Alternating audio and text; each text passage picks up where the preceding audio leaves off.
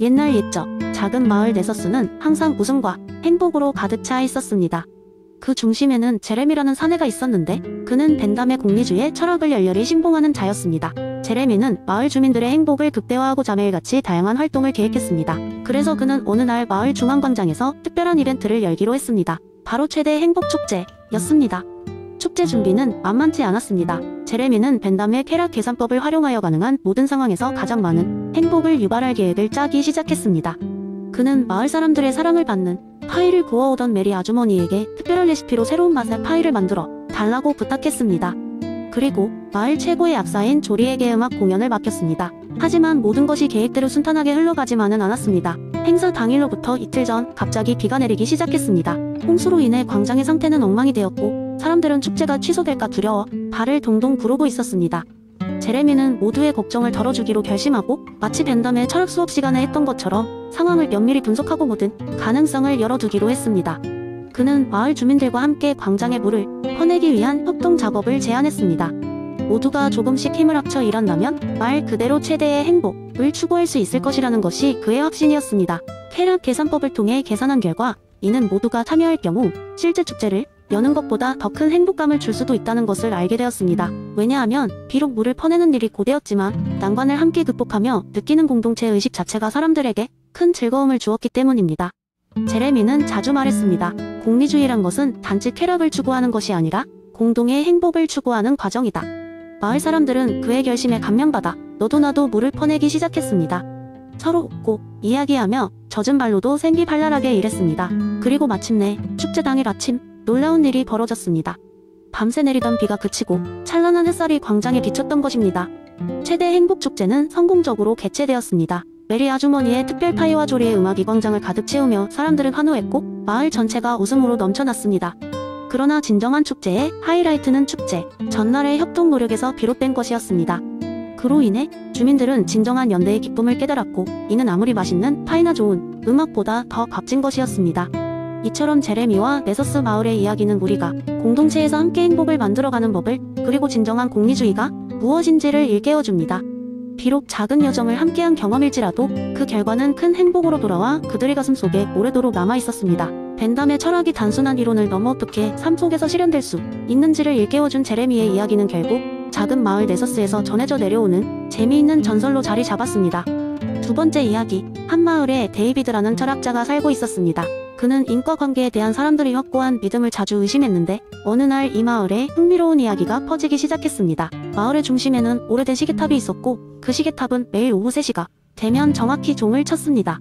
그런데 마을 사람들은 이상한 점을 발견했는데 어떤 이유에서인지 시계가 종을 치면 마을의 모든 양이 동시에 오르댔던 것입니다. 이 현상은 날마다 반복되었고 마을 사람들은 이들 사이에 어떤 신비로운 인과관계가 있다고 믿기 시작했습니다.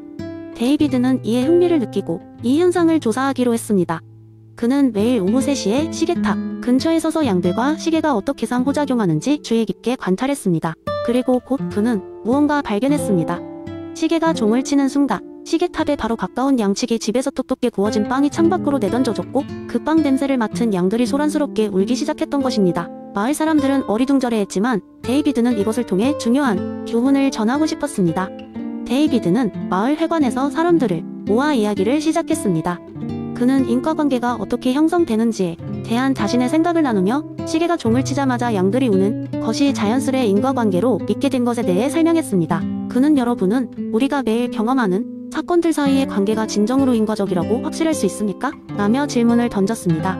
양들이 우는 것은 시계의 종 때문이 아니었고 그보다는 빵 냄새 때문이었습니다. 우리는 그저 시계와 양 사이의 반복적 패턴을 보았을 뿐입니다. 이 이야기를 통해 데이비드는 사람들에게 인과관계에 대한 우리의 신념이 얼마나 쉽게 착각될 수 있는지를 상기시켜 주었습니다.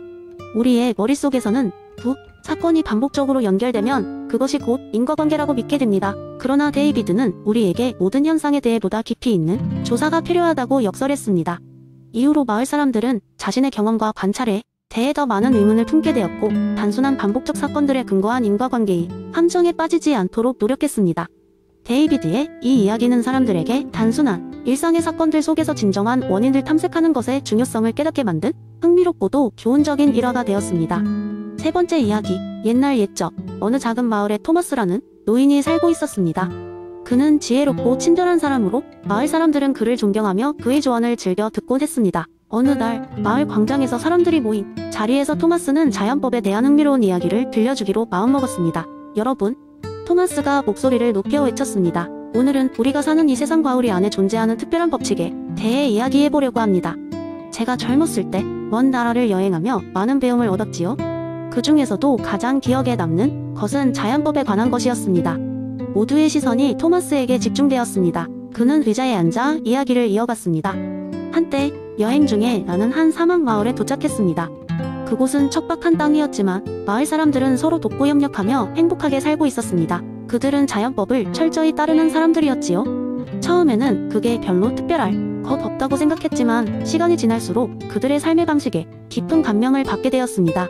그 마을에서는 부자든 가난하든 젊은이든 노인이든 모든 사람이 공정함, 과존중이라는 두 가지 원칙을 소중히 여기고 있었습니다. 아이들은 자연스럽게 어른들로부터 이러한 가르침을 받아들였고 어른들은 서로에게 모범을 보이며 살았습니다. 누구도 다른 사람의 권리를 침해하지 않았고 약자를 돕는 것이 당연한 일로 여겨졌지요. 처음에는 단지 그들의 문화라고 생각했지만 어느 날 밤 마을의 현대로 유명한 한 여인이 저를 초대해 이야기를 나누며 설명해 주었습니다. 이건 단순한 문화가 아니라 우리 모두가 자연스럽게 인식할 수 있는 법칙이란다. 이것이 바로 우리 삶을 조화롭게 만드는 자연법이란다. 그녀의 말에 나는 자연법이 단순한 규범이 아니라 우리 내면에 깊이 새겨진 원칙임을 깨닫게 되었습니다. 우리가 태어나면서부터 알고 있는 무언가처럼 말이지요. 시간이 지나고 나니 마을 사람들이 왜 그렇게 행복할 수 있었는지 이해할 수 있었습니다. 그들은 서로를 사랑하고 보호하며 가장 기본적이지만 중요한 것들에 집중하고 있었기 때문입니다. 토마스의 이야기는 여기서 끝나지 않았습니다. 그는 마을 사람들에게 이렇게 마무리했습니다. 우리도 자연법을 이해하고 따르며 살아간다면 비록 다른 환경과 배경이 있더라도 평화롭고 행복한 삶을 살아갈 수 있을 것입니다. 그것은 우리 모두에게 주어진 특별한 지혜와 다름없습니다. 토마스의 이야기의 마을 사람들은 깊이 감명받았습니다. 이후로 그 작은 마을은 토마스가 말한 자연법의 원칙을 바탕으로 더욱 화합하고 번영하며 살게 되었습니다. 사람들은 그날 이후로 서로의 권리를 존중하고 도움을 필요로 하는 일을 주저없이 도왔습니다. 그리고 자연법은 그들 삶의 중요한 일부가 되어갔습니다. 네 번째 이야기 옛날 옛적 시간을 초월한 어느 구석진 숲 속 낙원에서 인간들은 루소가 말한 자연 상태 속에서 생활하고 있었습니다. 이곳에서는 시간의 개념이 모호하고 시계 대신 태양의 위치로 하루를 가늠하는 평온한 나날들이 이어졌습니다. 나무 열매는 언제나 탐스럽게 주렁주렁 달려있었고 산들바람은 플레음을 실어 날리며 사람들에게 평화로움을 전해주었습니다. 이 마을의 사람들은 서로 이름 대신 소리를 불렀습니다. 야호! 하고 외치면 저 멀리서 누군가 침침한 메아리로 응답했습니다. 이러한 소리 언어는 복잡하지 않았지만 서로를 부르는 그 짧은 소리 속에는 위대감이 깊숙이 배어 있었습니다. 마을의 삶은 낙원 같았습니다. 사람들은 욕망의 무게에 짓눌리기보다 그저 하루하루를 특별한 의식 없이 살아갔습니다. 그들은 자연과 동화된 삶을 살며 동물과 식물을 사랑하고 자연이 주는 은혜에 감사를 표했습니다. 이곳에서는 누구도 굶지 않았고 무엇 하나를 독차지하려 싸우는 일도 없었습니다. 모든 것은 공유되었고 모든 삶은 자연의 리듬과 조화를 이뤘습니다. 그러던 어느 날 숲속에 한 사람이 나타났습니다. 그는 멀리서 온 나그네로 동쪽 세계에서 탐험을 하던 중마을에 도착한 것이었습니다. 그의 이름은 파블론이었고 그는 한 가지 희귀한 보석, 빛나는 옥을 손에 쥐고 있었습니다. 그의 설명에 따르면 이 옥은 불을 가져다준다는 마법의 보석이었습니다. 마을 사람들에게는 그저 반짝이는 돌에 불과했습니다. 그들은 여전히 서로의 수확물과 웃음을 주고 받는 데 더 관심이 있었습니다. 하지만 시간이 지날수록 몇몇 사람들은 그 빛나는 옥의 매력에 끌리기 시작했습니다.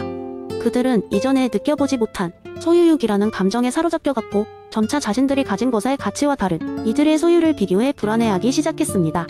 옛날의 평화로운 소리는 이제 조용히 사라지고 마을은 소란과 경쟁의 장이 되어갔습니다. 평등했던 관계에 불신이 스며들었고 자연의 조화 속에 들이움긴 열은 점점 더 깊어졌습니다. 이를 본 나그네 파블로는 자신이 소유욕에 불씨를 던졌다는 사실을 깨닫고 이 사태를 해결할 방안을 찾고자 마음을 다잡았습니다. 다음날 파블로는 마을의 중앙에 모닥불을 피우고 사람들을 불러 모았습니다. 그는 높은 곳에 올라가 자신이 가져온 옥을 다시 들어 보였습니다. 이 빛나는 옥이야말로 평화의 상징인 것이 우리를 갈라놓았음을 깨달았습니다. 이것을 없애고 다시 사랑과 신뢰 속의 삶을 영위하도록 해야 합니다. 그리고 그는 그 옥을 산 아래로 던져버렸습니다. 사람들은 처음에는 망설였지만 차츰 그의 진심을 느끼고 다시금 서로를 믿고 손을 맞잡았습니다. 파블론의 결단은 마을에 긍정적인 변화를 가져왔고 사람들은 자발적으로 새롭게 계약을 맺어 서로 존중하며 평등한 공동체로 변했으며 파블론의 가르침과 함께 그들의 삶은 자연과 조화를 이룬 더 나은 방향으로 흘렀습니다. 결국 마을은 루소가 제안한 이상적인 사회계약의 모델이 되었고, 사람들은 다시 한번 자연, 상태의 바탕 위에서 평화와 사랑을 지속적으로 지켜갈 수 있었습니다.